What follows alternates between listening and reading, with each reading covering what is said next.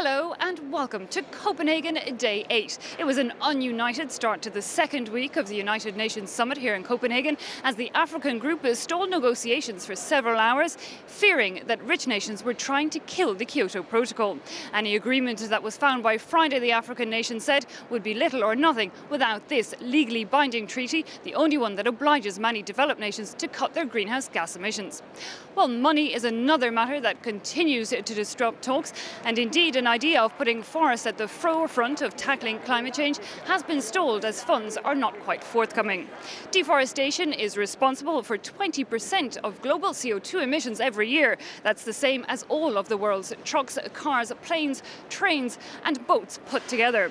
Well, we turn now to Ghana, which has lost 2/3 of its tropical forest over the last century. Plans have been put in place to try and protect the trees, and while locals can already see the benefits, many are complaining about the difficulty to adapt with the lack of income from their forests. Ghana's forests are disappearing. In the past century, the country has lost 3/4 of its tropical vegetation. The leading cause? Agriculture, such as cocoa. It's Ghana's second leading natural resource behind gold and ahead of wood, which is often illegally logged. To conserve what forests were left, the country's government created 7 national parks, and it called on the surrounding communities to help in preserving the natural habitat. We involve the communities because it's very difficult for us to do it all alone, and they've been very supportive because the park is so large, 360 square kilometers. Bordering the Kakum Park is the town of Abrafo. Its residents now play the role of park ranger, notifying authorities of any possible violations. Tropical forests play a vital role in climate regulation by absorbing heat and emitting moisture. Residents say that since they've stopped cutting down trees for farmland, they've seen changes in their environment.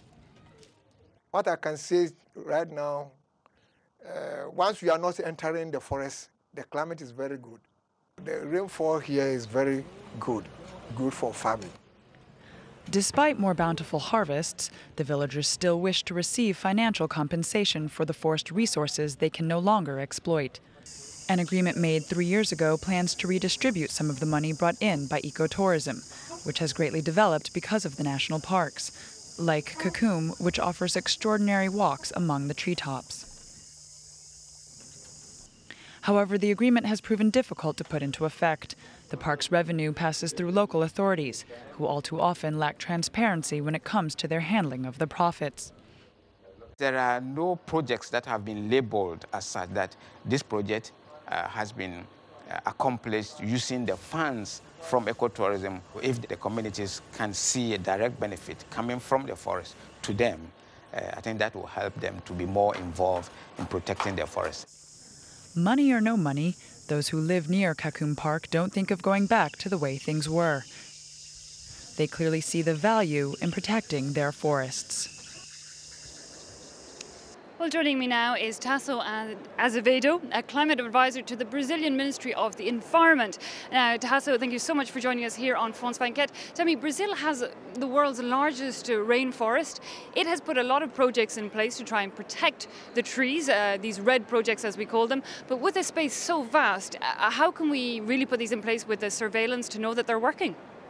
Well, there's 2 main things that are happening, very important. One is that we have for 21 years now a system that checks every year how much is the deforestation, what it's happening.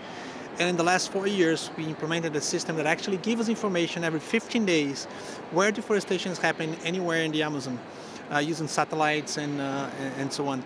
So this allows us to actually build up strategies, national strategies that involves 144 actions in different areas with most of the ministries involved, not just environment, but agriculture, finance, and all the others, to implement a very comprehensive plan to tackle the really real problems of deforestation. And as a result of that, the deforestation come down from 2.7 million hectares back in 2004 to something like 700,000 hectares this year, which is quite a good achievement. Now tell me, Tasso, here in Copenhagen we kind of want to make a global agreement whereby rich nations could pay poorer ones to protect their trees. How does Brazil see this? I mean, would you accept, is it as simple as that maybe the United States, for example, could pay Brazil to offset their pollution? Yeah, I don't think it's the offset itself. It's what we are looking for. We were looking for a support for the developing countries to actually achieve a reduction on emissions of deforestation as a contribution for the entire world to decrease its emissions on levels that make us able to not have 2 degrees an increase in temperature.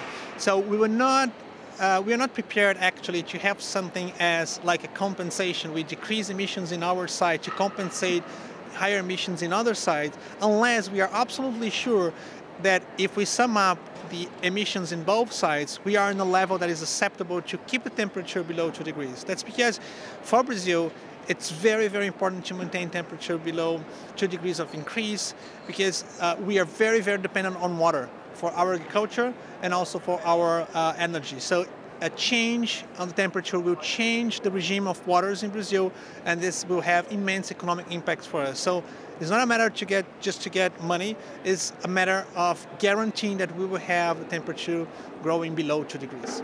Okay, so it's not about the money. However, for a lot of the communities that are already implementing some of these forest schemes, for example, I visited the Sakara community outside of Manaus, they're finding it very difficult to adapt to this lack of income from the forest. Yeah, that's why we're talking about having a system where you have the countries helping to pay the bill. That's why we launched the Amazon Fund, which is the largest initiative on REDD today in the world. It's basically, we are showing the results on reducing emissions from deforestation, and we are asking countries, companies, or any interested party to actually put some money on this fund on the basis of the results that we have achieved, and this money goes directly to fund the projects and initiatives of local communities and other partners to reduce and maintain the reduction of deforestation, and also help to protect and conserve and sustainably manage the forests that are still stand up. Because the tricky is not just decrease the deforestation, the tricky is create a new economy, an economy that makes the forests more valuable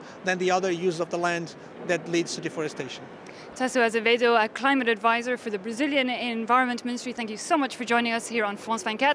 Well, that's unfortunately where we're going to have to leave it for day 8 from Copenhagen, but do join us again tomorrow for the next installment on this, the final countdown of the Climate Summit.